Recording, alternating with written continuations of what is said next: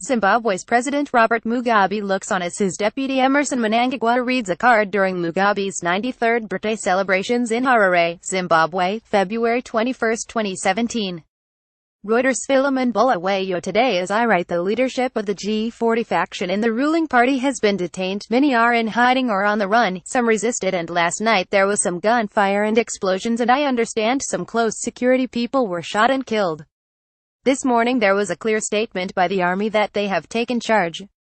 How did this happen? Mnangagwa has been in the cabinet for 37 years, vice president for 3 years, and a close confidant of Robert Mugabe for over 50 years. He was expected to be named Mugabe's successor after he engineered the ZANU-PF electoral victory in 2013, but instead was sidelined in favor of the then Vice President Joyce Mujuru and was demoted to Justice Minister. He never abandoned his ambitions, and in 2014 he engineered the ouster of Mujuru and took her place in the presidium. Even then Mugabe continued to play games, and he appointed a second vice president whom he stated was Mnangagwa's equal. This was followed by a carefully-orchestrated campaign to oust him, led by the younger leaders in the party and the wife of the president. This campaign culminated in an outburst and verbal attack on him at a rally in Bulawayo 2 weeks ago. This was followed on that Sunday by a meeting between the president at the armed forces, where the president informed them he was going to dump Mnangagwa. On Monday the deed was done, and when his close security was withdrawn, Mnangagwa fled the country via Mozambique with military top cover. After a whirlwind series of short trips and meetings, he met with the commander-in-chief of the armed forces in Johannesburg. Afterwards, Chiwenga traveled back to Harare, where he was met by a military convoy who escorted him to his home. On Sunday, Chiwenga issued a long 5-page statement in which he said the army would not stand by while the state was captured by people who did not deserve that place. This was interpreted as an ultimatum to Mr. Mugabe. On Monday the president met with the Joint Operations Command, the JOC, and made little progress. On Tuesday he chaired a long cabinet meeting, and while this was underway, the army moved heavy equipment and a battalion of troops entered the capital and strengthened the Presidential Guard. By late afternoon a blown exercise to take over the state was underway. During the night, gunfire and explosions rocked the northern suburbs, and in the early morning it was announced over state TV and radio that the army had taken control. It is my understanding that the whole leadership of the G40 faction in ZANU-PF are either in detention or on the run. In addition, another list of leaders is being sought and will be detained if they are caught. The president is being held under protective custody at home, and his wife has been allowed to fly out of the country. It is also rumored that Mnangagwa returned to Harare yesterday afternoon. I expect that Mr. Mugabe will shortly Friday announce his retirement and the appointment of Mnangagwa as the new interim president of the Republic of Zimbabwe. 1 week, seamless, ruthless, and virtually bloodless. Wow, always something new out of Africa. The real question is, what next?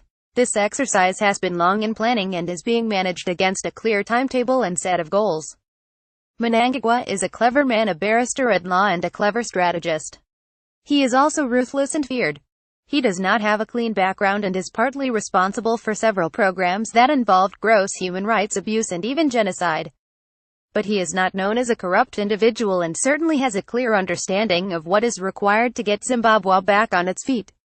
He also knows that for this to happen will require the support of the international community, which will not be an easy call.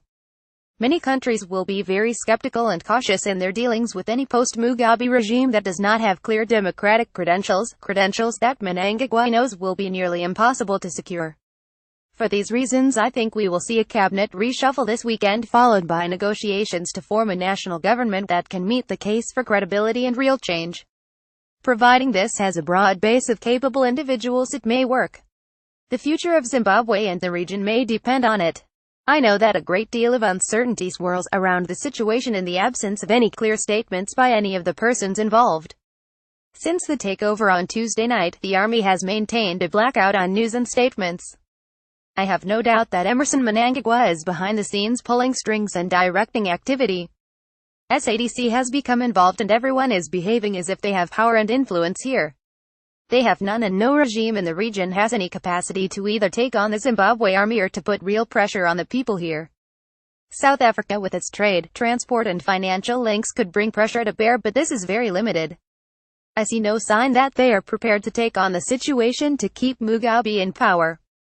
I cannot see the army backing down, and certainly not Mnangagwa. As for President Mugabe, he has no real support left in the country. The war veterans have abandoned him, the armed forces are clearly at one on the action taken, the mood on the streets is of jubilation and relief that the end of his regime is in sight. No one has called for him to be kept on, and the chorus of figures calling for his resignation grows by the day. If Mnangagwa does become president soon, I have no doubt that he will have to consider forming a transitional government which represents the broad interests that make up the Zimbabwean population.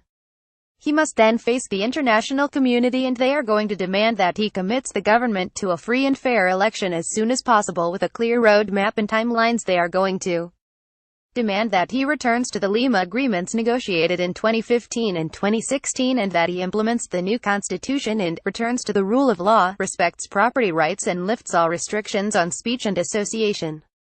Under the Lima agreements and an IMF-guided program, he will have to accept a return to fiscal probity, limit the fiscal deficit to a 3% target, reduce expenditure on the civil service, and lift restrictions on trade and foreign exchange. Overall, this is a tough call, but unless he does this, there can be no re-engagement with the international community, no resumption of aid, and no assistance from the multilateral agencies. Without that help, the downward spiral of the Zimbabwe economy will continue. Inflation will devastate people's lives and destroy much of what is left of Zimbabwe's economy. Post published and featured.